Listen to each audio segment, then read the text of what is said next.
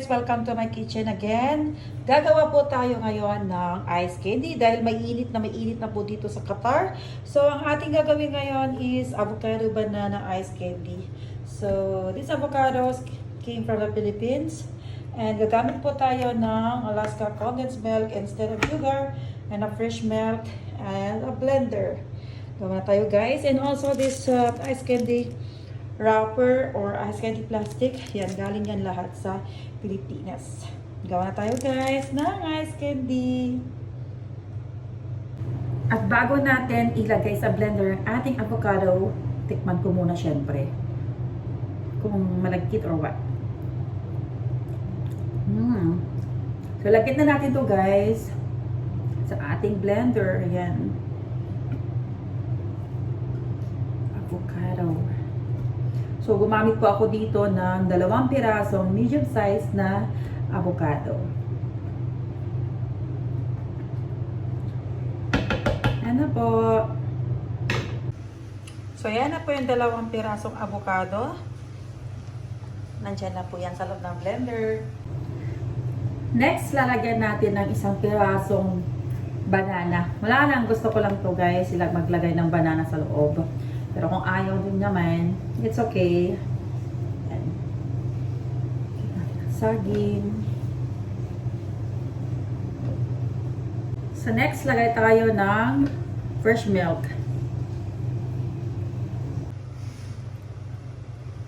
So tansyahin nyo na lang guys.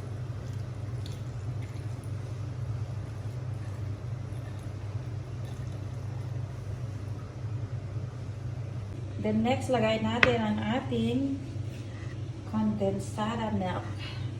Right?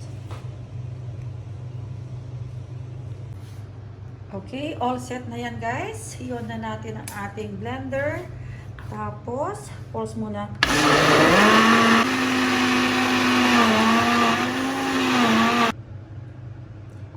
Now it's ready. Para gumawa tayo ng ice candy, avocado, banana flavor. Ayan ako guys. Wala akong palagyan ng ano. So ito na lang siya. Dahan-dahanin na lang natin guys. Oh my god. Kailangan ko talaga ng ano, hirap. Kailangan natin ng maliit na bunganga para sakto lang siya sa ano, circle ng plastic. Ayan guys, naka ano na tayo, naka 1 point na. Diba? Ice candy.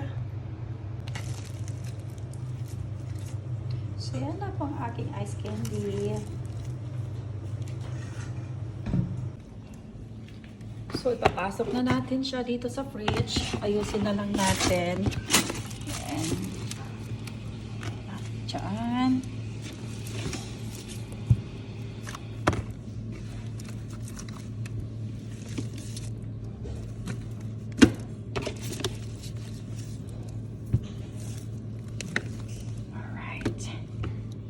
Okay.